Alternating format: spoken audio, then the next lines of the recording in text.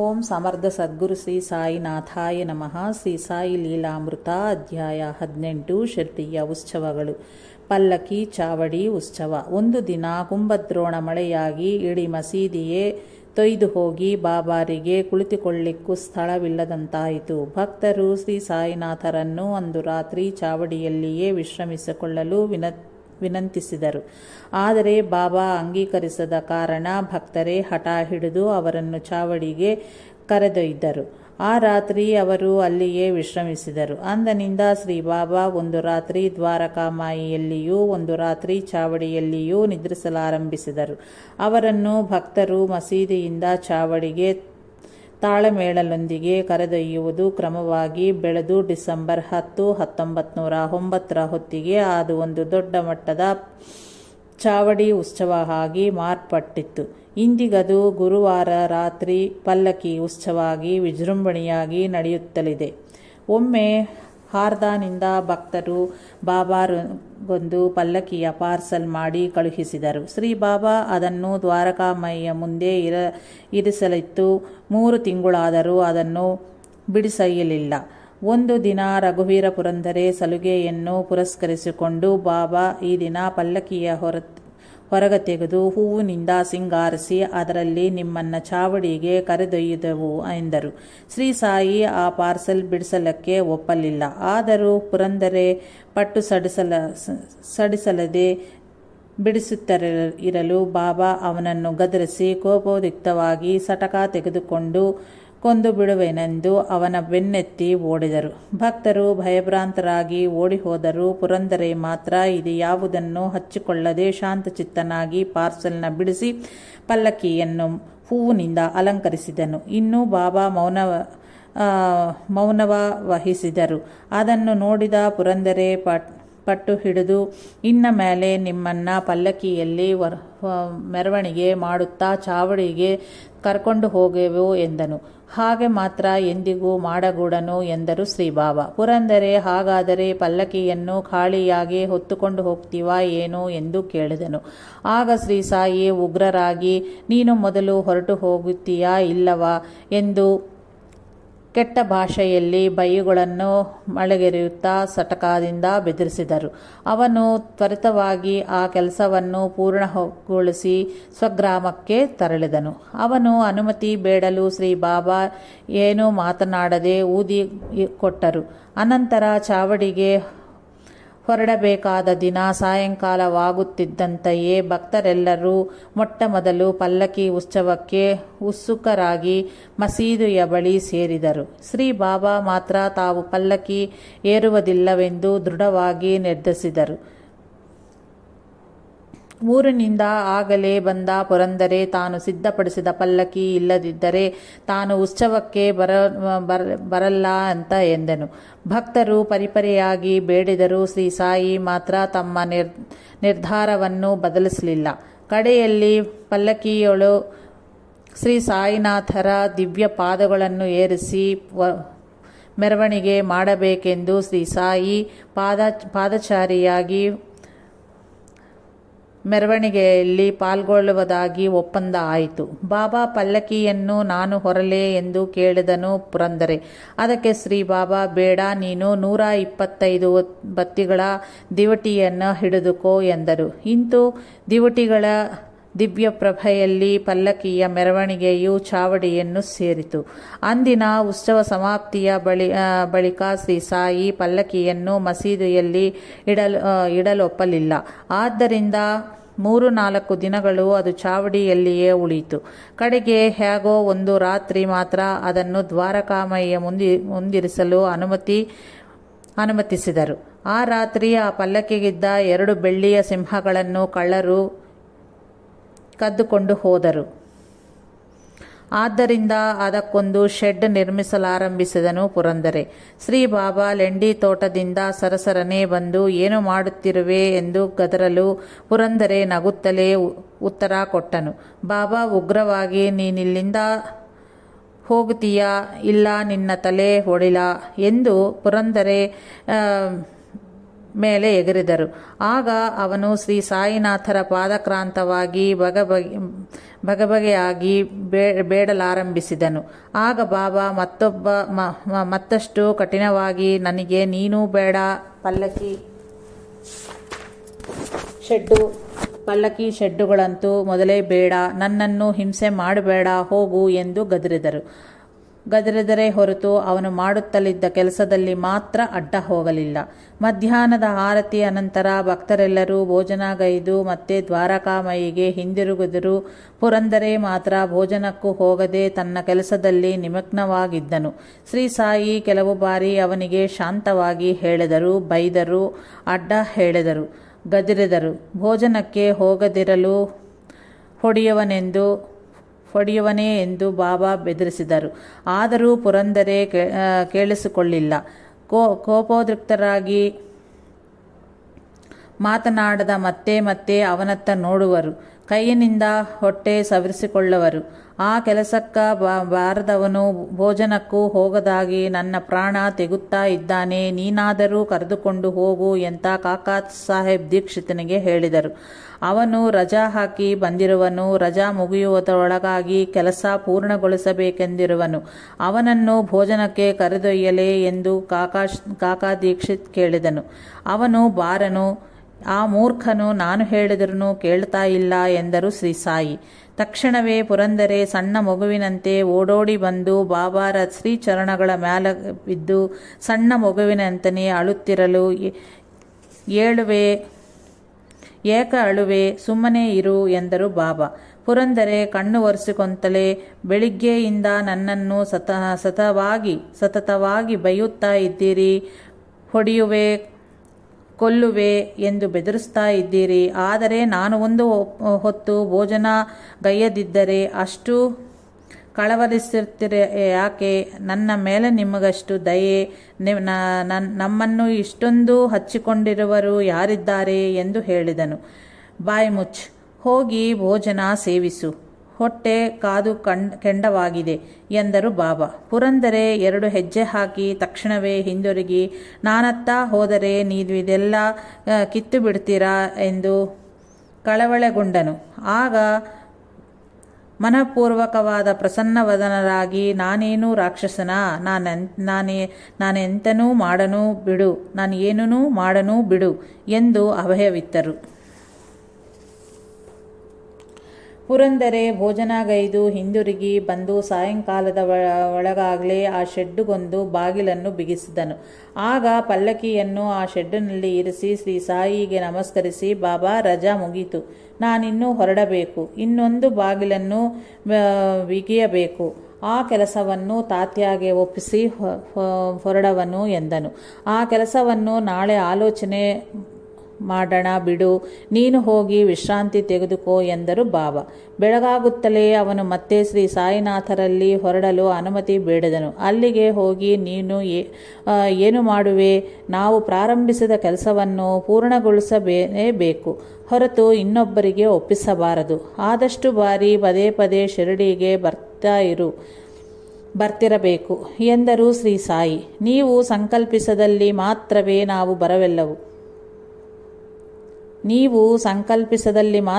ನಾವು ಬರಬಲ್ಲೆವು ಎಂದನು ಪುರಂದರೆ. ಶಿರಡಿಗೆ ನಾನು ಎಲ್ಲರನ್ನೂ ಕರೆಯುವನು, ಆದರೆ ಎಲ್ಲರೂ ಬರಲು ಸಿದ್ಧವಾಗರು. ಕೆಲಸ ಪೂರ್ಣಗೊಳಿಸಿ ಕಾಕಡ ಹಾರತಿಯದ ಅನಂತರ ಹೊರಡು ಎಂದರು. ಪುರಂದರೆ ಅಂತೆಯೇ ಮರುದಿನ ಕಾಕಡ ಹಾರತಿಯ ಬಳಿಕೆ ಹೊರಟನು. ಆಗನಿಂದ ಚಾವಡಿ ಉತ್ಸವ ಪಲ್ಲಕ್ಕಿ ಉತ್ಸವವಾಗಿ ಬದಲಾಯಿತು. ಆ ಉತ್ಸವದ ಪ್ರಾರಂಭಕ್ಕೆ ಮೊದಲು ಭಕ್ತರೆಲ್ಲರೂ ದ್ವಾರಕಾಮಯ್ಯ ಮುಂದೆ ಸೇರಿ ತಾಳ ಮೇಳಗಳು, ಚಿಟಿಕೆ ಮೊದಲಾದವುಗಳೊಂದಿಗೆ ಭಜನೆ ಮಾಡುತ್ತಿದ್ದರು.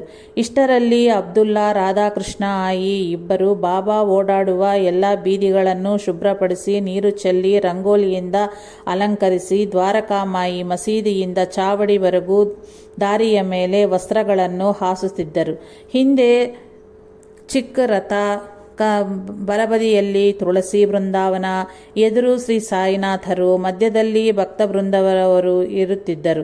ಕೆಲವರು ಮಸೀದಿಯ ಅಂಗಣದ ಬಾಗಿಲ ಬಳಿ ದಿವಟಿಗಳ ಸಿದ್ಧಪಡಿಸ್ತಾ ಇದ್ದರು. ಕೆಲವರು ಪಲ್ಲಕ್ಕಿಯನ್ನು ಅಲಂಕರಿಸುತ್ತಿದ್ದರು. ಕೆಲವರು ರಾಜಲಾಂಛನಗಳಾದ ಛತ್ರ, ಚಾಮರ, ದಂಡಗಳನ್ನು ಧರಿಸಿ ನಿಂತು ಸದ್ಗುರು ಸಾಯಿನಾಥ್ ಮಹಾರಾಜ್ ಕಿ ಜೈ ಎಂದು ಜಯಘೋಷ ಮಾಡುತ್ತಿದ್ದರು. ಇಡೀ ದ್ವಾರಕಾಮಾಯಿಯೇ ದೀಪಗಳಿಂದ ತಳಿರು ತೋರಣಗಳಿಂದ ಶೋಭಾಯಮಾನವಾಗಿ ಕಳೆತುಂಬಿ ಜಗಜಗ ಅನ್ನುತ್ತಾ ಇತ್ತು. ಅವರ ಎದುರು ಮುಂಭಾಗದಲ್ಲಿ ಲೇಸಾಗಿ ಅಲಂಕರಿಸಲ್ಪಟ್ಟ ಶ್ಯಾಮಕರ್ಣ ಕುದುರೆ ಸಿದ್ಧವಾಗಿ ನಿಲ್ಲುತ್ತಿತ್ತು. ಆಗ ತಾತ್ಯ ಬಂದು ಶ್ರೀ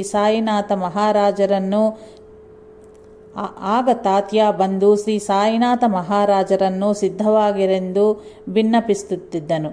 ಅನಂತರ ತಾತ್ಯ ಸಮಯಕ್ಕೆ ಸರಿಯಾಗಿ ಬಂದು ಬಾಬಾರ ಕಂಕುಳಲ್ಲಿ ಕೈಗಳಲ್ಲಿ ಇರಿಸಿ ಹಿಡಿದಬ್ಬಿಸಿದ ಅನಂತರ ಶ್ರೀ ಸಾಯಿ ಸಾವಧಾನ ಚಿತ್ತರಾಗಿ ಎದ್ದು ನಿಂತು ತಮ್ಮ ಕಂಕುಳಲ್ಲಿ ಸಟಕ, ಕೈಯಲ್ಲಿ ಚಿಲಿಂ, ಕೊಳುವೆ, ಹೊಗೆಸೊಪ್ಪು ತೆಗೆದುಕೊಂಡು ಭುಜದ ಮೇಲೆ ಒಂದು ಹಳೆಯ ವಸ್ತ್ರವನ್ನು ಹಾಕಿಕೊಳ್ಳುತ್ತಿದ್ದರು.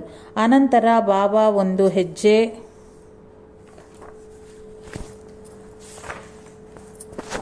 ಮುಂದಿಡುತ್ತಂತೆಯೇ ತಾತ್ಯ ಒಂದು ಬಂಗಾರದ ಜರಿ ಸಾಲವನ್ನು ಬಾಬಾರ ಭುಜದ ಮೇಲೆ ಹೊದಿಸುತ್ತಿದ್ದನು. ಆಗ ಶ್ರೀ ಸಾಯಿ ಮುಂದಕ್ಕೆ ಹೆಜ್ಜೆ ಹಾಕಿ ಬಲಗಾಲಿನಿಂದ ದುನಿಯ ಕಟ್ಟಿಗೆಗಳನ್ನು ಸರಿಪಡಿಸಿ ಬಲಗೈಯಿಂದ ಅಲ್ಲಿದ್ದ ದೀಪನ್ನಾರಿಸಿ ಹೊರಡುತ್ತಿದ್ದರು. ತಕ್ಷಣವೇ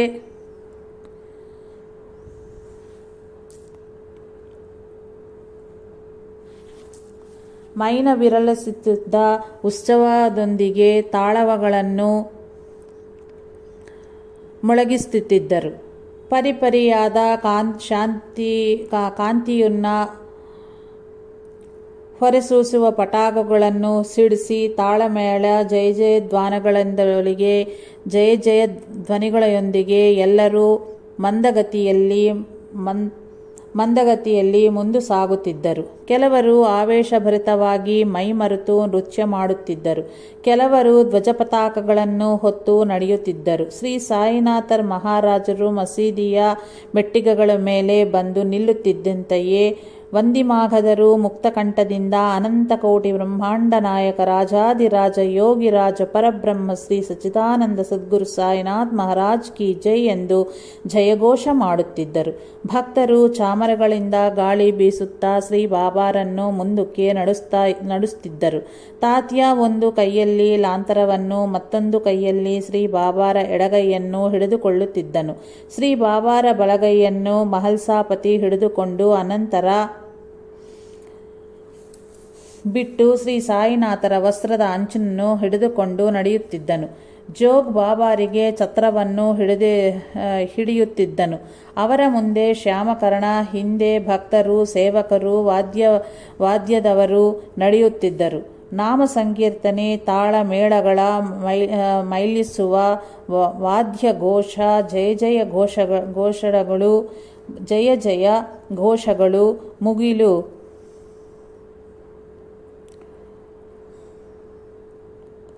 ಮುಟ್ಟುತ್ತಿರಲು ಮೆರವಣಿಗೆಯು ನಿಧಾನವಾಗಿ ಮಸೀದಿಯ ತಿರುವಿನ ಬಳಿ ಸೇರುತ್ತಿತ್ತು.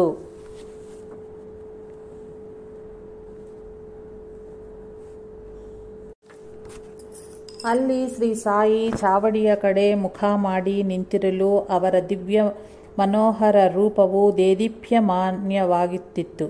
ಶ್ರೀ ಬಾಬಾ ಏಕಾಗ್ರ ಮನಸ್ಕರಾಗಿ ಯಾರನ್ನೋ ಮನಸ್ಸಿನಿಂದ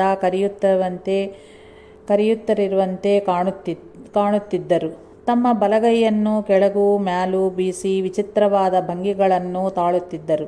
ಕಾಕಾ ಸಾಹೇಬ್ ದೀಕ್ಷಿತನು ಬೆಳ್ಳಿಯ ತಟ್ಟೆಯಲ್ಲಿ ಗುಲಾಲ್ ಹಚ್ಚಿದ ಹೂಗಳನ್ನು ತಂದು ಬಾಬಾರ ಮೇಲೆ ಆಗಾಗ ಚೆಲ್ಲುತ್ತಿದ್ದನು. ಆಗ ವಾದ್ಯಘೋಷವು ಗಗನವನ್ನು ಮುಟ್ಟುತ್ತಿತ್ತು. ಆಗ ಶ್ರೀ ಬಾಬಾ ಮುಖದಲ್ಲಿ ಪ್ರಸ್ಫುಟವಾಗಿ ಲುಕ್ಕಿ ಜಿಮ್ಮುತ್ತಲಿದ್ದ ದಿವ್ಯ ಕಳೆಯ ಪ್ರಭೆಯ ಮುಂದೆ ಯಾವುದೂ ಸರಿಸಮಾನವಾಗಲು ಸಾಧ್ಯವಿಲ್ಲ ಎಂದು ಪ್ರಧಾನ್ ಹೇಳಿರುವನು.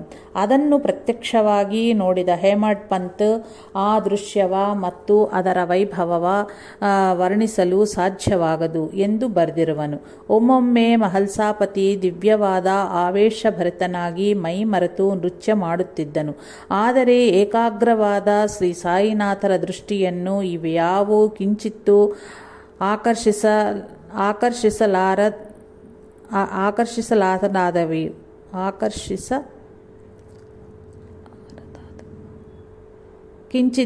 ಆಕರ್ಷಿಸಲಾರದಾದವು. ದಿವ್ಯವಾದ ಆ ಉತ್ಸವವನ್ನು ನೋಡಿ ಧನ್ಯರಾಗಲು ಬಹುಸಂಖ್ಯೆಯಲ್ಲಿ ಗುಂಪುಗೂಡುತ್ತಿದ್ದರು. ಉತ್ಸವದಲ್ಲಿ ಶ್ರೀ ಸಾಯಿ ಬಹಳ ನಿಧಾನವಾಗಿ ನಡೆಯುತ್ತಿದ್ದರು. ಹಾಗೆ ಮೆರವಣಿಗೆ ಚಾವಡಿಯನ್ನು ಸೇರುತ್ತಿತ್ತು. ಆ ದಿನಗಳು ಗತಿಸಿ ಹೋದವು. ಈಗಾಗಲಿ ಇನ್ನು ಮುಂದೆ ಆಗಲಿ ಅಂತಹ ಉತ್ಸವವನ್ನು ಯಾರೂ ನೋಡಲಾರರು. ಆದರೂ ಅದನ್ನು ಸ್ಮರಿಸಿ ನಾವು ಒಂದು ಹಂತದವರೆಗೆ ತೃಪ್ತಿ ಪಡೆಯಬೇಕು ಎನ್ನುವನು ಹೇಮಡ್ ಪಂತ್.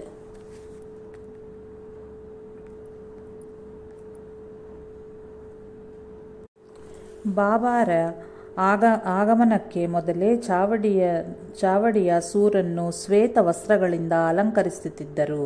ಸುತ್ತಲೂ ಬಣ್ಣ ಬಣ್ಣದ ದೀಪಗಳನ್ನು ಕನ್ನಡಿಗಳನ್ನು ಜೋಡಿಸುತ್ತಿದ್ದರು. ಮೊದಲು ತಾತ್ಯಾ ಹೋಗಿ ಬಾಬಾರಿಗೆ ಆಸನ ಒರಗಿಕೊಳ್ಳಲು ಮರದ ಹರಿಗೆಯನ್ನು ಸಿದ್ಧಪಡಿಸಿ ಶ್ರೀ ಸಾಯಿನಾಥರನ್ನು ಕುಳ್ಳಿರಿಸಿ ಅಂದವಾದ ಪೋಷಾರು ತುಳಿಸುತ್ತಿದ್ದರು. ಭಕ್ತರು ಲೇಶಾದ ಕುಚ್ಚುಗಳ ಕಿರೀಟದಿಂದಲೂ ಹೂವು ಮಾಲೆಗಳಿಂದಲೂ ಆಭರಣಗಳಿಂದಲೂ ಶ್ರೀ ಬಾಬಾರನ್ನು ಅಲಂಕರಿಸಿ ಅವರ ಹಣೆಗೆ ಕಸ್ತೂರಿ ಚಂದನಗಳಿಂದ ಉದ್ದರೇಖೆಗಳನ್ನೇ ಇಟ್ಟು ಚುಟ್ಟುರಿಸಿ ಬಾಬಾರನ್ನು ಮನದನೆಯ ನೋಡಿ ಆನಂದ ತುಂದಿಲಾಗುತ್ತಿದ್ದರು. ಬಾಬಾರಿಗೆ ಯಾವ ಕ್ಷಣದಿ ಕೋಪ ಬಂದು ಅವುಗಳನ್ನು ಕಿತ್ತಿ ಹಾಕುದರೋ ಎಂಬ ಭಯದಿಂದ ಕೆಲವರು ತಾವು ತಂದ ಮುಂಡಾಸು ಕಿರೀಟವನ್ನು ಅವರ ತಲೆಯ ಮೇಲೆರೆಸದೆ ಸ್ವಲ್ಪ ಮೇಲೆಯೇ ಹಿಡಿದುಕೊಳ್ಳುತ್ತಿದ್ದರು. ಶ್ರೀ ಸಾಯಿ ಪ್ರೇಮದಿಂದ ಅವರ ಸತ್ವಭಾವಕ್ಕೆ ತಲೆತೂಗುತ್ತಿದ್ದರು. ಆ ಅಲಂಕಾರದಿಂದ ಶ್ರೀ ಬಾಬಾ ಅಂದಕ್ಕೇ ಅಂದವಾಗಿ ಕಾಣುತ್ತಿದ್ದರು.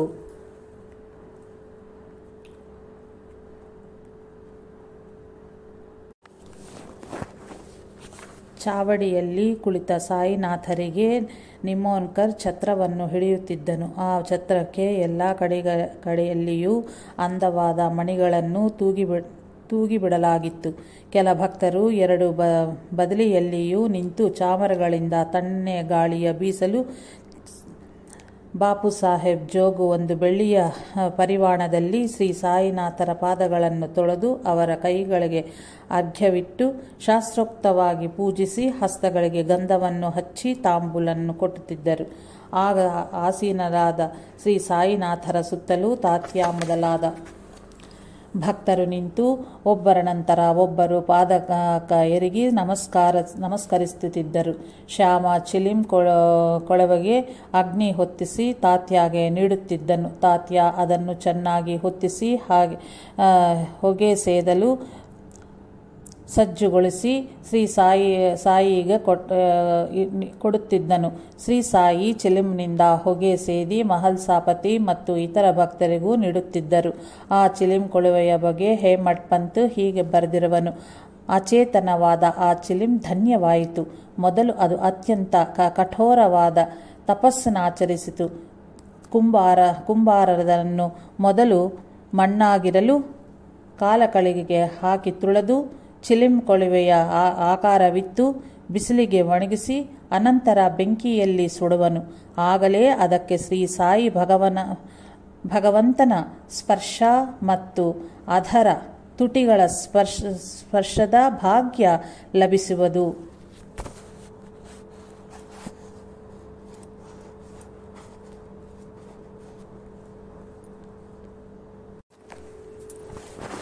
ಇಂತಹ ಸಂದರ್ಭಗಳಲ್ಲಿಯೂ ಶ್ರೀ ಸಾಯಿಗೆ ಒಮ್ಮೊಮ್ಮೆ ಕೋಪಾವೇಶವು ಇಣುಕುತ್ತಿತ್ತು. ಫೆಬ್ರವರಿ 26, 1912 ಚಾವಡಿ ಉತ್ಸವಾರ್ಥವಾಗಿ ಮಸೀದಿಯ ಮೇಲೆ ದೀಪವಿಡಲು ಮೇಲೆ ಹತ್ತಿದವರನ್ನ ಬಾಬಾ ಬೈದರು.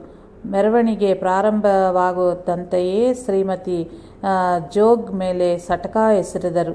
ಚಾವಡಿಯಲ್ಲಿ ಆರತಿ ಯಾಕ ಕೊಡ್ತಾ ಇದ್ದೀಯಾ ಅಂತ ಕೋಪದಿಂದ ಜೋಗ್ ಕೈಗಳಿಟ್ಟುಕೊಂಡು ಹಿಡಿದುಕೊಂಡು ಆರತಿ ಎಣ್ಣೆ ಏಕ ಬೆಳಗಿದೆ ಎಂದು ಗದರಿದರು. ಇಂತಹ ಸಂದರ್ಭಗಳಲ್ಲಿಯೂ ಶ್ರೀ ಸಾಯಿಗೆ ಒಮ್ಮೊಮ್ಮೆ ಕೋಪಾವೇಶವು ಇಣುಕುತ್ತಿತ್ತು. ಫೆಬ್ರವರಿ 26, 1912ರಂದು ಚಾವಡಿ ಉತ್ಸವಾರ್ಥವಾಗಿ ಮಸೀದಿಯ ಮೇಲೆ ದೀಪವಿಡಲು ಮೇಲೆ ಹತ್ತಿದವರನ್ನು ಬಾಬಾ ಬೈದರು. ಮೆರವಣಿಗೆ ಪ್ರಾರಂಭವಾಗುತ್ತಿದ್ದಂತೆಯೇ ಶ್ರೀಮತಿ ಜೋಗ್ ಮೇಲೆ ಸಟಕ ಎಸೆದರು.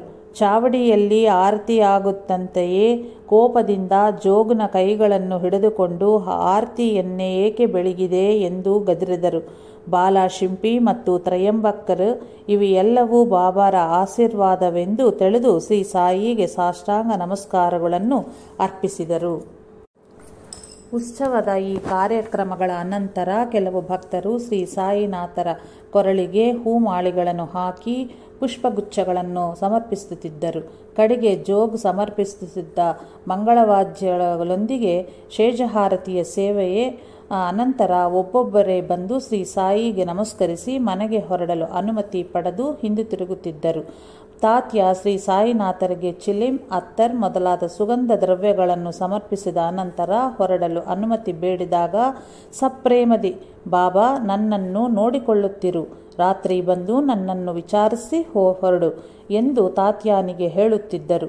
ಎಲ್ಲರೂ ಹೊರಟ ಅನಂತರ ಶ್ರೀ ಸಾಯಿ ತಾವೇ ಎದ್ದು ಭಕ್ತರಿತ್ತ ವಸ್ತ್ರಗಳನ್ನು ಒಂದರ ಮೇಲೆ ಒಂದು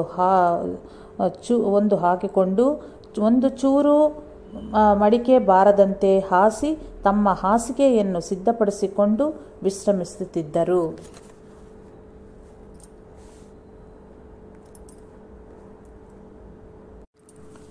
ದಿನ ಬಿಟ್ಟು ದಿನ ಶ್ರೀ ಸಾಯಿ ಚಾವಡಿಯಲ್ಲಿ ನಿದ್ರಿಸಲು ಆರಂಭಿಸಿದಾಗಿನಿಂದಲೂ ಭಕ್ತರು ಚಾವಡಿಗೆ ತಕ್ಕ ಮಾರ್ಪಾಟುಗಳನ್ನು ಮಾಡಿದರು.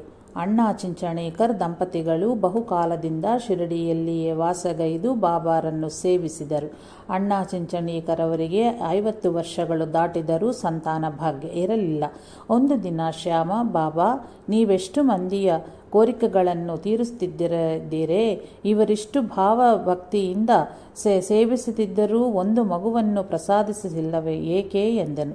ಶ್ರೀ ಸಾಯಿ ನಗಬೀರಿ, ನನ್ನನ್ನು ನಿಜವಾಗಿಯೂ ಕೋರಿದಲ್ಲಿ ಯಾವಾಗಲಾದರೂ ಸರಿ ತೀರಿಸಿದವನೇ, ಏನು ತಿಳಿಯದವಂತೆ ಮಾತಾಡುತ್ತಾ ಇದ್ದೀಯಾ ಏಕೆ? ಇವರೇನೂ ಕೇಳಲಿಲ್ಲ.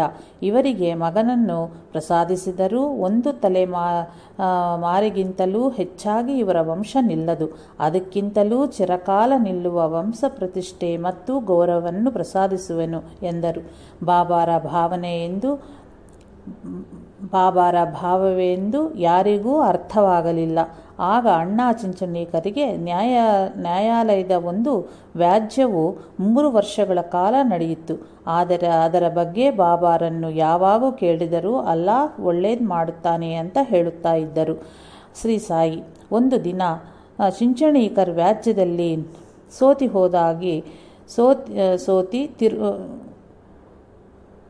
ಸೋತಿರುವುದಾಗಿ ಯಾರೋ ಪತ್ರ ಬರೆದರು.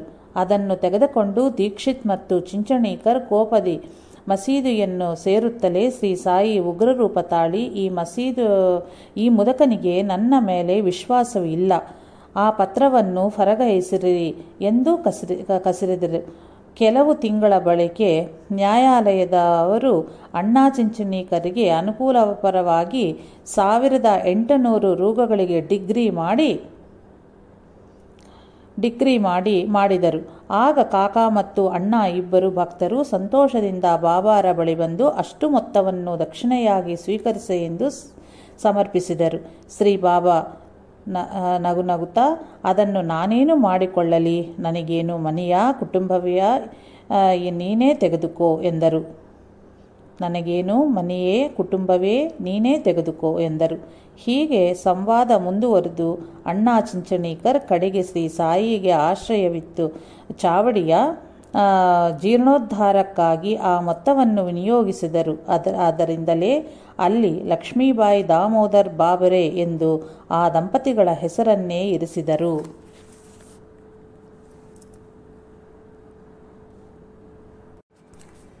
ಪ್ರತಿನಿತ್ಯ ಆರತಿಯ ಸೇವೆಗಳು. ಪ್ರತಿದಿನ ಉಷಕ್ಕಾಲದ ಸೂರ್ಯೋದಯಕ್ಕೆ ಪೂರ್ವಕಾಲ 5 ಗಂಟೆ ಸಮಯದಲ್ಲಿ ಭಕ್ತರೆಲ್ಲರೂ ಛತ್ರ, ಚಾಮರ ಮತ್ತು ದಂಡಗಳೊಂದಿಗೆ ಆರತಿ ಸೇವೆಗೆ ಮಸೀದಿಗೆ ಸೇರುತ್ತಿದ್ದರು. ಒಬ್ಬರು ಬಾಬಾರ ಪಕ್ಕದಲ್ಲಿ ನಿಂತು ಛತ್ರ ಹಿಡಿದರೆ ಮತ್ತೊಬ್ಬರು ಚಾಮರಗಳಿಂದ ಗಾಳಿ ಬೀಸುತ್ತಿದ್ದರು. ಆಗ ಮೇಘನು ಬಂದು ಎಲ್ಲವನ್ನೂ ಸಿದ್ಧಪಡಿಸಿ ಬಾಬಾರಿಗೆ ಕಾಕಡ ಆರತಿಯ ಬೆಳಗುತ್ತಿದ್ದನು. ತಕ್ಷಣವೇ ಸೇರಿದ ಭಕ್ತರೆಲ್ಲರೂ ಶ್ರೀ ಸಚ್ಚಿದಾನಂದ ಸದ್ಗುರು ಸಾಯಿನಾಥ್ ಮಹಾರಾಜ್ ಕಿ ಜೈ ಎಂದು ಮುಕ್ತ ಕಂಠದಿ ಜಯಘೋಷ ಮಾಡಿ ತಾಳಮೇಳಗಳೊಂದಿಗೆ ಕೈ ತಟ್ಟುತ್ತಾ ಭಾವೋನ್ಮಾದಿಗರಾಗಿ ಆರತಿಯ ಹಾಡುತ್ತಿದ್ದರು. ಆರತಿ ತಮ್ಮೆದುರು ಬೆಳಗದಿರಲು ಛತ್ರ ಚಾಮರದಿಗಳು ಸರಿದು ದೂರ ನಿಲ್ಲುತ್ತಿದ್ದರು. ಮತ್ತೆ ಜಯಘೋಷಗಳಿಂದಗೆ ಆರತಿ ಪೂರ್ಣವಾಗಲು ಒಬ್ಬೊಬ್ಬರೇ ಬಂದು ಶ್ರೀ ಸಾಯಿಗೆ ನಮಸ್ಕರಿಸಿ ಊದಿ ಪ್ರಸಾದವ ಬಾಬಾರಿಂದ ಸ್ವೀಕರಿಸಿ ತಮ್ಮ ದೈನಂದಿನ ಕಾರ್ಯಕ್ರಮಗಳಿಗೆ ತೆರಳುತ್ತಿದ್ದರು. ಕೆಲವರು ಬಾಬಾರ ಸನ್ನಿಧಿಯಲ್ಲಿಯೇ ಕೂರುತ್ತಿದ್ದರು. ಹೀಗೆ ಒಂದು ದಿನಕ್ಕೆ 4 ಬಾರಿ ಆರತಿ ಸೇವೆ ನಡೆಯುತ್ತಿದ್ದವು. ಮೇಘನು ಜೀವಿಸಿದ ಇಷ್ಟು ಕಾಲ ಅವನೇ ಆರತಿಯ ಸೇವೆ ಮಾಡುತ್ತಿದ್ದನು. ಅನಂತರ ಬಾಬು ಸಾಹೇಬ್ ಜೋಗ್ ಆ ಕಾರ್ಯಕ್ರಮವನ್ನು ಮುಂದುವರಿಸಿದನು. ಈ ಆರತಿಯ ಸೇವೆ ಇಂದಿಗೂ ಅಂತೆಯೇ ನಡೆಯುತ್ತಲಿವೆ. ಲೆಂಡಿ ಯಾತ್ರೆ. ಪ್ರತಿದಿನವೂ ಬೆಳಿಗ್ಗೆ 8:30 ಸುಮಾರಿಗೆ ಶ್ರೀ ಸಾಯಿ ಲೆಂಡಿ ತೋಟಕ್ಕೆ ಹೋಗಿ ಬರುತ್ತಿದ್ದರು. ಆಗ ಮೊದಲು ಮಸೀದಿಯ ಮುಂದೆ ವಾದ್ಯದವರು ಸೇರಿ ವಾದ್ಯಗಳನ್ನು ಮೇಳಲಾಗಿಸುತ್ತಿದ್ದರು. ಟೋಪಿ, ದಂಡ ಮತ್ತು ಪ್ರತ್ಯೇಕ ವಸ್ತ್ರಗಳನ್ನು ಧರಿಸಿದ 2 ಸೇವಕರು ಮಸೀದಿಯ ಮೆಟ್ಟಿಗಳ ಮೇಲೆ ನಿಲ್ಲುತ್ತಿದ್ದರು. ಅವರೊಂದಿಗೆ ಶ್ರೀ ಸಾಯಿನಾಥ ಮಹಾರಾಜರು ಹೊರಟು ಮಸೀದಿಯ ತಿರುವನೆಡೆ ಬಂದು ಮಾರುತಿ ಮಂದಿರದ ಎದುರಿಗೆ ನಿಂತು ಮಾರುತಿಯ ಕಡೆಗೆ ಬಲಗೈಯಿನಿಂದ ವಿಚಿತ್ರ ರೀತಿಯ ಸೈಗಳನ್ನು ಮಾಡುತ್ತಿದ್ದರು. ನಂತರ 4 ದಿಕ್ಕುಗಳ ಕಡೆಗೂ ಮುಖ ಮಾಡಿ ನಿಂತು ತೀಕ್ಷ್ಣ ನೋಟದಿ ತದೇಕವಾಗಿ ನೋಡುತ್ತಲೂ ಮೊದಲಿನಂತೆಯೇ ಸೈಗೆಗಳನ್ನು ಮಾಡುತ್ತಿದ್ದರು. ತದನಂತರ ಗುರುಸ್ಥಾನದ ಬಳಿಯಿರುವ ಬೀದಿಗಳು ಸೇರುವ ಜಾಗದಲ್ಲಿ ನಿಂತು ಅಲ್ಲಿಯ ಬೇವಿನ ಮರದ ಕಡೆ ನೋಡುತ್ತಲೇ ತಮ್ಮ ಗುರುಸ್ಥಾನಕ್ಕೆ ಶ್ರದ್ಧಾಂಜಲಿಯ ಸಮರ್ಪಿಸುವಂತೆ ಸೈಗೆಗಳನ್ನು ಮಾಡುತ್ತಿದ್ದರು. ಅನಂತರ ಮಿಕ್ಕ 3 ದಿಕ್ಕುಗಳ ಕಡೆಯೂ ಅಂತೆಯೇ ಸೈಗೆಗಳನ್ನು ಮಾಡುತ್ತಿದ್ದರು. ವಾಡಾದೊಳಗಿದ್ದವರು ಸಾಠೇವಾಡ, ದೀಕ್ಷಿತ್ವಾಡ. ಆಗಲೇ ಶಿರಡಿಯ ಸೇರಿದ ಭಕ್ತರು ಬಾಬಾರನ್ನು ಅಲ್ಲಿಯೇ ದರ್ಶಿಸಿ ನಮಸ್ಕರಿಸುತ್ತಿದ್ದರು. ಅನಂತರ ದಕ್ಷಿಣ ದಿಕ್ಕಿರುವ ಬೀದಿಗಳು ಸೇರುವ ಜಾಗದಲ್ಲಿ ನಿಂತು ಸೈಗೆಗಳನ್ನು ಮಾಡುತ್ತಿದ್ದರು. ಈಗ ಆ ಸ್ಥಳದಲ್ಲಿ ಸ್ಮರಣಾರ್ಥಕವಾಗಿ ಗೂಡಿನಲ್ಲಿ ಶ್ರೀ ಸಾಯಿನಾಥರ ಪಾದುಕೆಗಳನ್ನು ಪ್ರತಿಷ್ಠೆಗೈದರು. ಅಲ್ಲಿ ಪಿಲಾಜಿ ಗುರುವನ ಮನೆ ಮಾತ್ರ ಇರುತ್ತಿತ್ತು.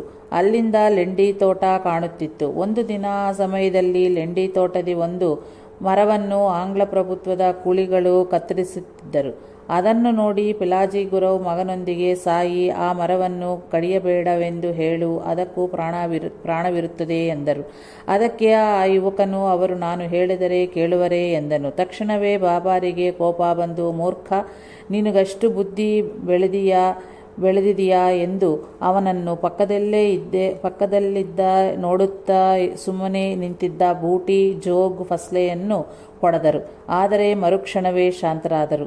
ಅನಂತರ ಶ್ರೀ ಬಾಬಾ ದಕ್ಷಿಣ ದಿಕ್ಕಿನತ್ತ, ಈಗ ವಿಠಲನ ಮಂದಿರ ಇರುವ ಜಾಗದಲ್ಲಿ ಆ ಮನೆಯ ಗೋಡೆಗೆ ಒರಗಿ ನಿಲ್ಲುತ್ತಿದ್ದರು. ಭಕ್ತರು ಬಾಬಾರಿಗೆ ಮತ್ತೆ ನಮಸ್ಕರಿಸಿದ ಅನಂತರ ದಕ್ಷಿಣದತ್ತವೇ ಮುಂದೆ ಸಾಗಿ 4 ರಸ್ತೆಗಳು ಸೇರುವ ಸ್ಥಳದಲ್ಲಿ ನಿಂತು ಎಲ್ಲ ದಿಕ್ಕಿನ ಕಡೆಗೂ ಮುಖ ಮಾಡಿ ಸೈಗೆಗಳನ್ನು ಮಾಡುತ್ತಿದ್ದರು. ಅಲ್ಲಿಂದ ಪಶ್ಚಿಮದತ್ತ ಈಗ ಕಾನಿಫ್ನಾಥ್ ಮಂದಿರ ಇರುವ ಜಾಗದಲ್ಲಿ ಮುಖ್ಯ ರಸ್ತೆಯ ಪಕ್ಕದಲ್ಲಿಯೇ ನಿಂತು ಮೊದಲು ಖಂಡೋಬಾ ಮಂದಿರದ ಕಡೆಗೆ, ಅನಂತರ ಮಿಕ್ಕ ದಿಕ್ಕುಳ ಕಡೆಗೂ ಮುಖ ಮಾಡಿ ನಿಂತು ಸೈಗೆಗಳನ್ನು ಮಾಡುತ್ತಿದ್ದರು.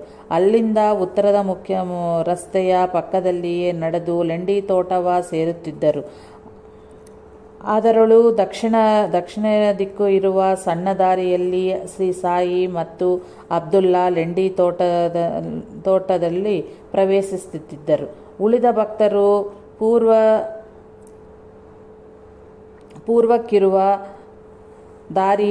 ದಾರಿಯ ಬಳಿ ಕಾಯುತ್ತಿದ್ದರು. ಶ್ರೀ ಸಾಯಿ ಆ ತೋಪಿನಲ್ಲಿ ನಿತ್ಯಕೃತ್ಯಗಳನ್ನು ತೀರಿಸಿಕೊಳ್ಳುತ್ತಿದ್ದರು. ಮನುಜರೆಲ್ಲರ ಶ್ರೇಯಸ್ಸಿಗಾಗಿ ಶ್ರೀ ಸಾಯಿ ನಿತ್ಯವೂ ಅಲ್ಲಿ ಗೈದ ಕೃಷಿಗೆ ಆ ಮರಗಳು, ಶ್ರೀ ಸಾಯಿ ಸ್ಥಾಪಿಸಿದ ಶಾಶ್ವತವಾದ ಜ್ಞಾನಜ್ಯೋತಿಗೆ ಆ ನಂದಾದೀಪವು ಸಂಕೇತವಾಗಿ ನಿಂತಿರುವು. ಅಲ್ಲಿ ನಿತ್ಯಕೃತ್ಯಗಳ ತೀರಿಸಿಕೊಂಡು ಅನಂತರ ಶ್ರೀ ಸಾಯಿ ಬಂದ ದಾರಿಯಲ್ಲೇ ಹಿಂದೆ ತಿರುಗಿ ಬರ್ತಾ ಇದ್ರೆ ಹೊರತು ಪೂರ್ವದ ಹತ್ತಿರದ ದಾರಿಯಲ್ಲಿ ಮಸೀದಿಗೆ ಬರುತ್ತಿರಲಿಲ್ಲ. ಜೀವಗಳ ಶರೀರದಲ್ಲಿನ ಶ್ವಾಸ ಮತ್ತು ಪ್ರಕೃತಿಯಲ್ಲಿಯ ಮಾನವ ಧರ್ಮದಂತೆಯೇ ಶ್ರೀ ಸಾಯಿನಾಥರು ತಮ್ಮ ಪಥವನ್ನು ಎಂದೂ ಬದಲಾಯಿಸುತ್ತಿರಲಿಲ್ಲ. ಶಿರಡಿಯಲ್ಲಿ ನಾವು ಯಾವಾಗ ನಡೆದರೂ ಆ ದಾರಿಯಲ್ಲಿನ ಪ್ರತಿ ಮಣ್ಣಿನ ಕಣವು ಸುಮಾರು 60 ವರ್ಷಗಳ ಕಾಲ ಶ್ರೀ ಸಾಯಿನಾಥರ ದಿವ್ಯ ಸಂಚಾರದ ಮಹಿಮೆಯಿಂದ ಪವಿತ್ರವಾಗಿರುವುದೆಂದು ಗುರುತಿಸಬೇಕು. ಉರುಸು ಶ್ರೀರಾಮನವಮಿ. ಶಿರಡಿಯಲ್ಲಿ ನಡೆಯುವ ಎಲ್ಲ ಉತ್ಸವಗಳಲ್ಲಿಯೂ ಮತ ಸಮರಸತೆಯೇ ಶ್ರೀ ಸಾಯಿ ಸಂಕಲ್ಪವಾದ್ದರಿಂದ ಶಿರಡಿಯಲ್ಲಿ ಶ್ರೀರಾಮನವಮಿ ನಡೆಸಬೇಕೆಂದು ಹಿಂದೂಗಳಿಗೂ ಉರುಸು ನಡೆಸಬೇಕೆಂದು ಮುಸಲ್ಮಾನರಿಗೂ ಸ್ಫುರಿಸಿತು.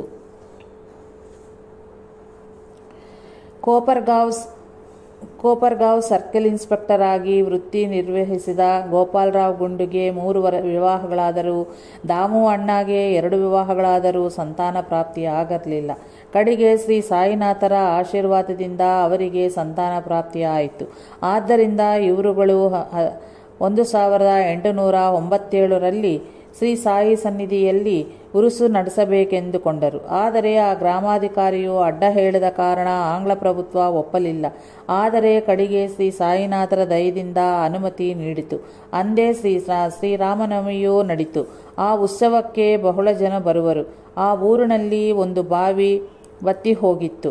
2ನೆಯ ಬಾವಿಯೊಳಗ ಉಪ್ಪು ನೀರು ಇದ್ದಿತ್ತು.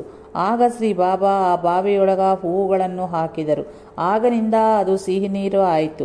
ಅಕ್ಕಪಕ್ಕದ ಗ್ರಾಮದಲ್ಲೆಲ್ಲೂ ನೀರು ಪೂರೈಕೆ ಮಾಡಿದರು. ಊರಿನಲ್ಲಿ ಬಹು ಸಂಖ್ಯೆಯಲ್ಲಿ ಅಂಗಡಿಗಳು ತೆರೆಯಲ್ಪಟ್ಟವು. ಉತ್ಸವದ ಪೂರ್ವದಿನ ರಾಧಾಕೃಷ್ಣ ಆಯಿ ಮಸೀದಿಯನ್ನು ಶುಭ್ರವಾಗಿ ತೊಳೆದು ದುನಿಯ ಮಸಿಯಿಂದ ಕಪ್ಪಗಾದ ಗೋಡೆಗಳನ್ನು ಶುಭ್ರವಾಗಿಸುತ್ತಿದ್ದಳು. ಶ್ರೀ ಸಾಯಿ ಮಸೀದಿಯಲ್ಲಿದ್ದರೆ ಮಾಡಗೂಡರೆಂದು ಶ್ರೀ ಬಾಬಾ ಚಾವಡಿಗೆ ಹೋದ ರಾತ್ರಿಯೇ ಆಕೆ ಕೆಲಸಗಳನ್ನು ಮಾಡುತ್ತಿದ್ದಳು. ಉರುಸುಗೆ ದಾಮು ಅಣ್ಣ ನಿಮೋನ್ಕರು 2 ಧ್ವಜಗಳನ್ನು ಮತ್ತು ಅಮೀರ್ ಶಕ್ಕರ್ ದಳಾಲ್ ಚಂದನವನ್ನು ಸಮರ್ಪಿಸುತ್ತಿದ್ದರು. ಆ ಗಂಧವನ್ನು ಒಂದು ಹರಿವಾಣದಲ್ಲಿಟ್ಟು ಧ್ವಜಗಳು ಮತ್ತು ತಾಳಮೇಳಗಳೊಂದಿಗೆ ಮೆರವಣಿಗೆ ಮಾಡಿ ಕಡೆಗೆ ಆ ಗಂಧವನ್ನು ಮಸೀದಿಯಲ್ಲಿಯ ಗೋಡೆಯ ಮೇಲೆ ಕೈಗಳಿಂದ ಒತ್ತುತ್ತಿದ್ದರು. ಧ್ವಜಗಳನ್ನು ಮಸೀದಿಯ 2 ಪಾರ್ಶ್ವದಲ್ಲಿಯೂ ಕಟ್ಟುತ್ತಿದ್ದರು. ಉತ್ಸವದ ಏರ್ಪಾಟುಗಳೆಲ್ಲನೂ ತಾತ್ಯ ನೋಡಿಕೊಂಡರೆ ಭಕ್ತರ ಅವಶ್ಯಕತೆಗಳನ್ನು ರಾಧಾಕೃಷ್ಣ ಆಯಿ ನೋಡಿಕೊಳ್ಳುತ್ತಿದ್ದಳು. ದೊಡ್ಡ ಪ್ರಮಾಣದಲ್ಲಿ ಅನ್ನದಾನವು ಪ್ರತಿ ವರ್ಷವೂ ನಡೆಯುತ್ತಿತ್ತು. ಕೃಷ್ಣರಾವ್ ಜೋಗೇಶ್ವರ್ ಭೀಷ್ಮನಿಗೆ 1911ರಲ್ಲಿ ಶ್ರೀರಾಮನವಮಿಯ ಉತ್ಸವವನ್ನು ನಡೆಸಬೇಕೆಂದು ತೋರಿ ಶ್ರೀ ಸಾಯಿಯನ್ನು ಅನುಮತಿಗಾಗಿ ಬೇಡಲು ಅವರು ಸಮ್ಮತಿಯಿತ್ತರು. ಸಂತುವಾಡ ಪ್ರಸಾದವನ್ನು ರಾಧಾಕೃಷ್ಣ ಆಯಿ ತಯಾರಿಸುತ್ತಿದ್ದಳು.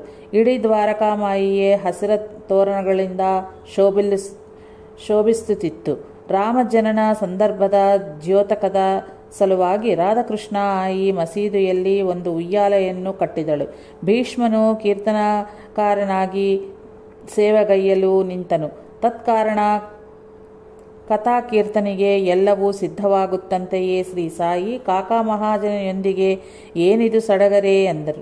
ರಾಮನವಮಿಯ ಉತ್ಸವದ ಬಗ್ಗೆ ಬಾಬಾರಿಗೆ ನಿವೇದಿಸುತ್ತಂತೆಯೇ ನಿಂಬಾರಿನ ಬಳಿಯಿದ್ದ ಒಂದು ಹೂವಿನ ಮಾಲೆಯನ್ನು ಹಾರ್ಮೋನಿಯಂ ನುಡಿಸಲಿದ್ದ ಕಾಕಾ ಮಹಾಜನಿಯ ಕೊರಳಿಗೂ ಮತ್ತೊಂದನ್ನ ಭೀಷ್ಮನ ಕೊರಳಿಗೂ ಹಾಕಿಸಿದರು.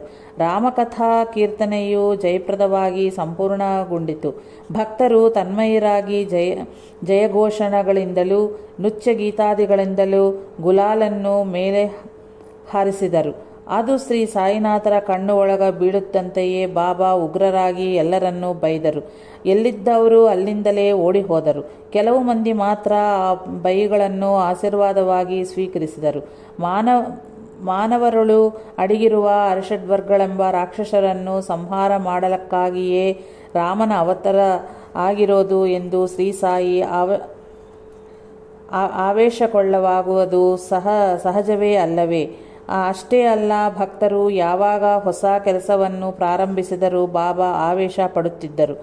ಆಗವರು ಉಯ್ಯಾಲೆಯನ್ನು ಮುರಿದು ಹಾಕುವರೆಂದು ಭಯಕುಳ್ಳನಾಗಿ ಕಾಕಾ ಮಹಾಜನಿ ಅದನ್ನು ಬಿಚ್ಚಿ ಹೋದನು.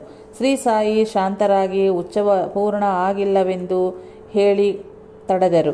ಅಂದಿನ ಆರತಿ, ಮರುದಿನ ಕಥಾ ಕೀರ್ತನೆ ಮತ್ತು ಗೋಪಾಲ್ಕಳ ಉತ್ಸವಗಳು ಲೇಸಾಗಿ ನಡೆದವು. ಹೇಗೆ ಒಂದು ದಿನ ರಾಮನವಮಿ, ಹಗಲು ಧ್ವಜೋತ್ಸವ ಮತ್ತು ಸಂಜೆ ಉರುಸು ಮೆರವಣಿಗೆಯೂ ನಡೆದವು. ಭಕ್ತರು ಮತಭೇದಗಳ ಮರೆತು ಎರಡು ಉತ್ಸವಗಳಲ್ಲಿಯೂ ಉತ್ಸಾಹದಿಂದ ಪಾಲ್ಗೊಂಡರು. 1919 ನವಮಿಗೆ ಮೊದಲು ನಾಮ ಸಪ್ತಾಹವನ್ನು ಪ್ರಾರಂಭಿಸಿದರು. ಆ ವರ್ಷ ಬಾಲ್ಬುವಾ ಮಾಲಿ 1914ರಲ್ಲಿ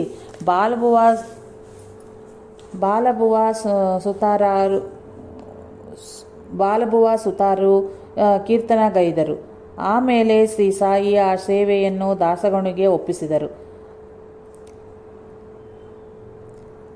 ಹಂತ ಹಂತವಾಗಿ ಆ ಉತ್ಸವಕ್ಕೆ ಬರುವ ಜನಗಳ ಸಂಖ್ಯೆ ಹೆಚ್ಚುತ್ತಲೇ ಹೋಗಿ ಕೆಲವು ವರ್ಷಗಳಲ್ಲಿಯೇ 75,000 ಬೆಳೀತು. ಇಷ್ಟಾದರೂ ಸಾಂಕ್ರಾಮಿಕ ರೋಗಗಳಾಗಲಿ ಕಲಹಗಳಾಗಲಿ ಎಂದಿಗೂ ಸಂಭವಿಸಲಿಲ್ಲ. ಅಂಗಡಿಗಳು, ಅನ್ನದಾಸೋಹ ಮತ್ತು ಕುಸ್ತಿಯ ಪೋಟಿಗಳು, ಮನೋರಂಜನೆಯ ಕಾರ್ಯಕ್ರಮಗಳು ಬೆಳೆಯುತ್ತಲೇ ಹೋದವು. ಕುದುರೆ, ಪಲ್ಲಕ್ಕಿ, ರಥ, ಅಡುಗೆಯ ಪಾತ್ರೆ ಮೊದಲಾದವುಗಳು ಭಕ್ತರು ಸಮರ್ಪಿಸುವುದೊಂದರಿಗೆ ಶ್ರೀ ಸಾಯಿ ಸನ್ನಿಧಿಯು ಒಂದು ಸಂಸ್ಥಾನವಾಗಿ ರೂಪಾಂತರಗೊಂಡಿತು. ಆದರೂ ಇಂದಿನ ವಿದ್ಯುತ್ ದೀಪಗಳಿಗೆ ಅತೀತವಾಗಿ ಬೆಳಗುತ್ತಿರುವ ನಕ್ಷತ್ರ ಗ್ರಹಗೋಳಗಳಂತೆ ಮಹಾನಗರಗಳ ಶಬ್ದಗಳಿಗಾಚೆ ಮೌನವಾಗಿ ವ್ಯಾಪಿಸುವ ಅತಿ ಸಾಮಾನ್ಯವೂ ಅಪಾರವೂ ಆದ ಆಕಾಶದಂತೆ ಭಕ್ತರ ಈ ಎಲ್ಲ ವೈಭವೋಪೇತವಾದ ಪೂಜೆ ಉತ್ಸವಗಳಿಂದಾಚೆ ಅಡಗಿರುವ ಸಾಯಿನಾಥರು ಮಾತ್ರ ಮಹತ್ತರವೂ ಅತಿ ನಿರಾಡಂಬರವೂ ಆದ ಜೀವನವನ್ನೇ ನಡೆಸುತ್ತಿದ್ದರು. ಒಂದು ರಾಮನವಮಿಗೆ ಮಹಾನಗರಗಳಿಂದ ಕೋಟೀಶ್ವರರು ಬಹಳ ಜನ ಬಂದು ಬಹುಬಗೆಯ ಮಿಠಾಯಿಗಳನ್ನು ತಂದು ಅರ್ಪಿಸಿದರು. ಆದರೆ ಶ್ರೀ ಸಾಯಿ ನನ್ನ ಭೋಜನವೆನ್ನೂ ಬಂದಿಲ್ಲ ಎಂದರು. ಸ್ವಲ್ಪ ಹೊತ್ತಿಗೆ ಶ್ರೀ ಬಾಬಾ ಶ್ಯಾಮ್ಯಾನಿಗೆ ಈ ಜನಗಳನ್ನು ದಾಟಿ ಬರಲಾಗದೆ ಒಬ್ಬ ಬಡ ಮುದುಕಿ ರಸ್ತೆ ಪಕ್ಕದೆ ಮರುದಡಿ ಕೂತಿದ್ದಾಳೆ, ಆಕೆಯನ್ನು ಕರೆದುಕೊಂಡು ಬಾ ಎಂದರು. ಶ್ಯಾಮ ಆಕೆಯನ್ನು ಕರೆದುಕೊಂಡು ಬಂದನು. ಆಕೆಗೆ ಶ್ರೀ ಬಾಬಾ ನನಗೇನು ತಂದಿರುವೆ ಎಂದರು. ಅದರ ಮೊದಲೇ ದಿನ ಶ್ರೀ ಸಾಯಿಗೆ ಜೋಳದ ರೊಟ್ಟಿಗಳನ್ನು ತಯಾರಿಸಿ ತಂದಿದ್ದಳು. ಆದರೆ ದ್ವಾರಕಾಮಾಯಿಯೊಳಗ ಬೆಳಿಬಾಳುವ ನೈವೇದ್ಯಗಳನ್ನು ನೋಡಿ ಸಂಕೋಚಪಟ್ಟು ಏನೂ ತಂದಿಲ್ಲ ಅಂತ ಅಂದ್ಲು. ಆದರೆ ಶ್ರೀ ಸಾಯಿ ಆಕೆ ಮುಚ್ಚಿಟ್ಟುಕೊಂಡಿದ್ದ ಬುತ್ತಿಯನ್ನು ಕೇಳಿ ತೆಗೆದುಕೊಂಡು ಇದು ನನ್ನ ಭೋಜನ ಎಂದು ಅತ್ಯಂತ ಪ್ರೇಮದಿಂದ ಸವಿಯುತ್ತಾ ತಿಂದರು. ಗುರುಪೌರ್ಣಮಿ 1908 ದಿನ ಪಂಢರಪುರದಿಂದ ಬಂದ ಕೃಷ್ಣಜಿ ನೂಲ್ಕರ್ ಚಾವಡಿಯಲ್ಲಿದ್ದನು. ಶ್ರೀ ಬಾಬಾ ಶ್ಯಾಮ್ಯಾನೊಂದಿಗೆ ಆ ವೃದ್ಧವನ್ನು ದುನಿಯ ಬಳಿಯ ಕಂಬವನ್ನು ಪೂಜಿಸೆಂದು ಎಂದು ಹೇಳಿ ಶ್ಯಾಮ ಹೇಳಿ ಬರುವಷ್ಟು ಅಳಿಗೆಗೆ ನೀವೆಲ್ಲರೂ ಅಂತೆಯೇ ಮಾಡಬಹುದಲ್ಲವೇ ಎಂದರು ಶ್ರೀ ಸಾಯಿ. ಆಗ ಶ್ಯಾಮ ದೇವ ನಿಮ್ಮನ್ನು ಪೂಜಿಸುವೆ ಹೊರತು ಕಂಬವನ್ನೆಂತೂ ಪೂಜಿಸಲಾದೀತು ಎಂದನು. ಮೊದಲು ಇದಕ್ಕೆ ಬಾಬಾ ಅಂಗೀಕರಿಸಿದ್ದರೂ ಶ್ಯಾಮ ಪಟ್ಟು ಸಡಲಿದ ಕಾರಣ ಒಪ್ಪಿದರು. ಇಷ್ಟರಲ್ಲಿ ನೂಲ್ಕರ್ ಪಂಚಾಂಗ ನೋಡಲು ಅದು ವ್ಯಾಸ ಗುರುಪೌರ್ಣಿಮಾ ಅಂತ ಇತ್ತು. ತಾತ್ಯ, ದಾದಾ, ಕೇಲ್ಕರ್, ಶ್ಯಾಮ ಮೊದಲಾದವರು ಶ್ರೀ ಸಾಯಿನಾಥರಿಗೆ ಪಂಚೆ ವಸ್ತ್ರಗಳನ್ನು ಸಮರ್ಪಿಸಿ ಪೂಜಿಸಿದರು. ಆಗನಿಂದ ಶಿರಡಿಯಲ್ಲಿ ಗುರುಪೌರ್ಣಮಿ ಆಚರಣೆಯು ಪ್ರಾರಂಭವಾಯಿತು. ಶ್ರೀ ಸಾಯಿನಾಥರ ಸ್ವಮುಖತಃ ಭಕ್ತರಿಗೆ ಆಚರಿಸರಿಂದ ಉತ್ಸವ ಇದು ಒಂದೇ ಆಗಿರುವುದು. ಆದರೆ ಶ್ರೀ ಸಾಯಿ ಕಂಬನ್ನ ಏಕೆ ಪೂಜೆ ಮಾಡು ಎಂದರು? ಭಕ್ತರ ಶ್ರೇಯಸ್ಸನ್ನು ಕೋರಿಯೇ. ಗುರುವನ್ನು ಸೇವಿಸು ಎಂಬ ಭಾವನನ್ನೇ ಸಂಕೇತವಾಗಿ ಶ್ರೀ ಸಾಯಿ ಹೇಳಿದರು. ಗುರುವೆಂದಿಗೂ ನನ್ನನ್ನು ಪೂಜಿಸು ಎಂದು ಹೇಳರು. ಜ್ಞಾನಿಯ ದೃಷ್ಟಿಯಲ್ಲಿ ಎಲ್ಲರೂ ಪರಮಾತ್ಮ ಸ್ವರೂಪಿಗಳ ಹೌದು.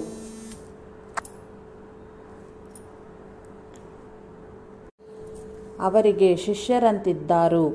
ತಾನು ಗುರುವೆಂಬ ಭಾವನೆ ಇರುವವನು ಆ ಹೆಸರಿಗೆ ತಕ್ಕನಾದ ಅಲ್ಲ ಎಂದರು ಶ್ರೀ ರಮಣ ಮಹರ್ಷಿಗಳು. ಹಾಗೆ ಹೇಳದ ಕಾರಣದಿಂದಲೇ ಶ್ರೀ ಸಾಯಿ ಸದ್ಗುರುಗಳು. ಮನೆಯ ಸೂರಿನ ಹೊದಿಕೆಯನ್ನು ಹೊರುವುದೇ ಆಧಾರ ಸ್ತಂಭವು. ಅದು ಭೂಮಿಯಲ್ಲಿ ದೃಢವಾಗಿ ನಾಟಿಕೊಂಡು ನಿಂತಿರುವುದೇ ಅದರ ಮೂಲ ಬಲವಿರುವುದು. ಆ ಬಲದಿಂದಲೇ ಅದು ಆ ಕಟ್ಟಡವನ್ನು ಆಶ್ರಯಿಸುವ ಎಲ್ಲರಿಗೂ ರಕ್ಷಣೆ ನೀಡುವುದು. ಅಂತೆಯೇ ಸದ್ಗುರುವು ಎಲ್ಲಕ್ಕೂ ಆಧಾರವಾದ ಆತ್ಮನಿಷ್ಠೆ ಮತ್ತು ಗುರುಭಕ್ತಿಯಲ್ಲಿ ನಾಟಿಕೊಂಡಿರುವರು. ಅಂದರೆ ಗುರುಭಕ್ತಿ ರೂಪವಾದ ಆತ್ಮನಿಷ್ಠೆಯ ಕಾರಣ ಗುರುವು ತನ್ನಾಶ್ರಯಿಸದವರನ್ನು ರಕ್ಷಿಸುವರು ಆಧಾರ ಸ್ತಂಭದಂತೆಯೇ ಹೌದು. ಗುರುವು ರೂಪವನ್ನು ತಕ್ಕ ರೀತಿಯಲ್ಲಿ ಭಜಿಸೆಂದು ಶ್ರೀ ಸಾಯಿನಾಥರ ಭಾವವಾಗಿರುವುದು. ಅಷ್ಟೇ ಅಲ್ಲವು, ಸಾಯಿ ಶರಣಾನಂದರೊಂದಿಗೆ ತಾವು ಮಸೀದಿನಲ್ಲಿಯ ಕಂಬದ ಕೆಳಗೆ ಇರುವ ಗುಹೆಯಲ್ಲಿ ಬಹಳ ಕಾಲ ತಪಸ್ಸು ಮಾಡಿರುವುದಾಗಿಯೂ ಶ್ರೀ ಸಾಯಿ ಹೇಳಿರುವರು. ಚತುರ್ವಿಧ ಪುರುಷಾರ್ಥಗಳನ್ನು ಸಾಧಿಸಿಕೊಳ್ಳಲು ಸರ್ವ ಜೀವಗಳು ಆಶ್ರಯ ಮತ್ತು ಅವಕಾಶವೂ ಆದ ಈ ಜಗತ್ತೆಂಬ ದ್ವಾರಕಾಮಯಿಗೆ ಆಧಾರವಾದ ಮೂಲಸ್ತಂಭವೇ ಸಕಲ ವಿಶ್ವರೂಪನಾದ ಸದ್ಗುರುವು. ಆದ್ದರಿಂದಲೇ ಅಂತಹ ಮಹಾನುಭಾವರವನ್ನು ಇಸ್ಲಾಂನಲ್ಲಿ ಕುತುಬ್ ಎಂದು ಕರೆಯುವರು. ದ್ವಾರಕಾಮಾಯಿ ಎಂಬ ಶರೀರವು ಮೂಲಾಧಾರದಿಂದ ಸಹಸ್ರಾರದವರೆಗೂ ಇರುವು ಬೆನ್ನುಹುರಿ ಎಂಬ ಸ್ತಂಭದ ಮೇಲೆ ಆಧಾರವಾಗಿರುವುದು. ಎಲ್ಲ ಆಧ್ಯಾತ್ಮಿಕ ಸ್ಥಿತಿಗಳನ್ನು ತನ್ನೆಯಲ್ಲಿಯೇ ಹೊಂದಿಸಿಕೊಂಡ ಗುರುವಿಗೆ ಅದು ಸಂಕೇತ. ನಿರಂತರವೂ ಗುರುವನ್ನು ಸೇವಿಸುವವರಿಗೆ ಪ್ರಯತ್ನವಿಲ್ಲದೆಯೇ ಆ ಮಾರ್ಗವು ತೆರೆದುಕೊಂಡು ಯೋಗವಿದ್ಯೆ ಸಿದ್ಧಿಸುವುದು. ಈ ಶ್ರೀ ಸಾಯಿನಾಥರಿಗೆ ಅವರ ಗುರುವಿನಿಂದ ಸಿದ್ಧಿಸಿದಂತೆಯೇ ಹೌದು. ಅದನ್ನೇ ಶ್ರೀ ಸಾಯಿನಾಥರು ಹೇಳಿರುವರು.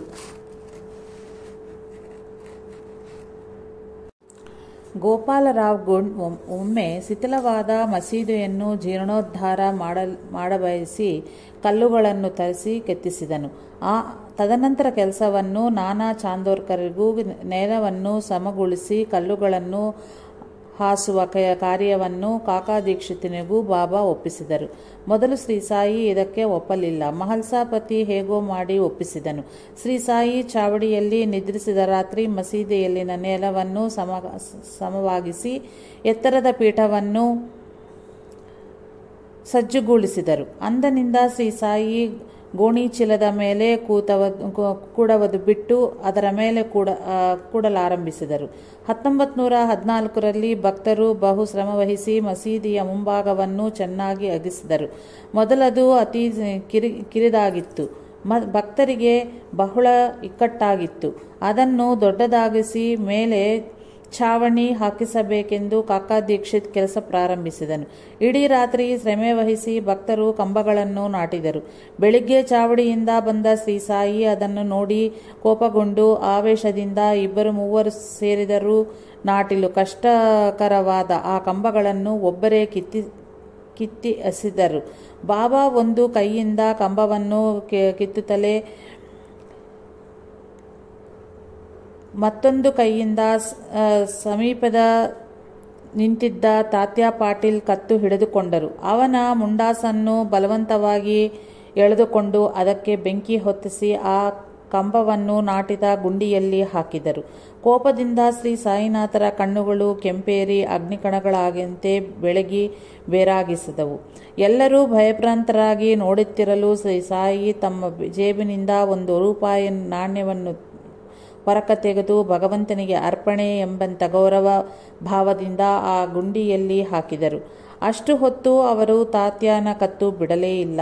ತಾತ್ಯ ಭಯದಿಂದ ತತ್ತರಿಸಿ ಹೋದನು. ಅವನಿಗೇನಾಗುವುದೋ ಎಂದು ಯಾರಿಗೂ ಊಹಿಸಲಾಗಲಿಲ್ಲ. ಮಧ್ಯೆ ಪ್ರವೇಶಿಸಲು ಯಾರಿಗೂ ಧೈರ್ಯವೂ ಸಾಲಲಿಲ್ಲ. ಕಡೆಗೆ ಧೈರ್ಯ ಮಾಡಿ ತಡೆಯಲ್ಲೆತ್ತಿಸಿದ ಭಾಗೋಜಿಯನ್ನು ಬಲವಾಗಿ ತಳ್ಳಿ ಅವನ ಮೇಲೆ ಇಟ್ಟಿಗೆ ಚೂರುಗಳನ್ನು ಎಸೆದರು ಶ್ರೀ ಸಾಯಿ. ಕುಸು ಹೊತ್ತಿನ ಅನಂತರ ಶ್ರೀ ಸಾಯಿ ಶಾಂತರಾಗಿ ಒಬ್ಬ ಭಕ್ತನ ಅಂಗಡಿಯಿಂದ ಜರಿ ಮುಂಡಾಸನ್ನು ತರಿಸಿ ತಾತ್ಯಾನ ತಲೆಗೆ ಸುತ್ತಿದರು. ಅದನ್ನು ಕಂಡು ಭಕ್ತರು ಆಶ್ಚರ್ಯಚಕಿತರಾದರು. ಕಡೆಗೆ ಮಸೀದಿಯ ಜೀರ್ಣೋದ್ಧಾರದ ಕೆಲಸಗಳೆಲ್ಲವೂ ಲೇಸಾಗಿ ನಡೆದು ಪೂರ್ಣಗೊಂಡು ದಿನ ಶ್ರೀ ಸಾಯಿ ನೀಮ್ಗಾಂವ್ಗೆ ಹೋದರು. ಅಲ್ಲಿಂದ ಬಾಬಾರನ್ನು ಭಕ್ತರು ತಾಳಮೇಳಗಳೊಂದಿಗೆ ಮೆರವಣಿಗೆ ಮಾಡಿ ಜೀರ್ಣೋದ್ಧಾರಗೊಂಡ ಮಸೀದಿಗೆ ಕರೆತಂದರು. ಈ ದ್ವಾರಕಾಮಾಯಿಯ ಜೀರ್ಣೋದ್ಧಾರದ ಕಾಮಗಾರಿಯಲ್ಲಿ ಕೊಂಡಾಜಿ, ಗಾಬಾಜಿ, ತುಕಾರಾಮ್ ಎಂಬ 3 ಸೋದರರು ವಡ್ರ ಕುಟುಂಬಕ್ಕೆ ಸೇರಿದರಾಗಿದ್ದು ಪ್ರಧಾನ ಪಾತ್ರೆಯನ್ನು ವಹಿಸಿದರು. ಶ್ರೀ ಸಾಯಿನಾಥಾರ್ಪಣಮಸ್ತು. ಶುಭಂ ಭವತ್ತು. ಜೈ ಸಾಯಿ ಮಾಸ್ಟರ್.